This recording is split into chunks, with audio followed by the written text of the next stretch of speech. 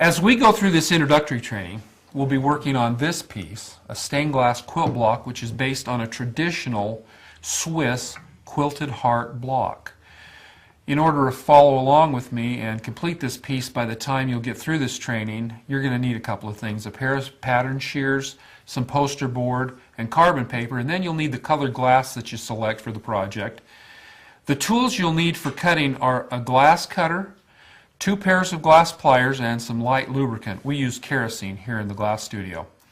Later you'll need a glass grinder, solder, flux, and copper foil, a fid, and a pair of scissors.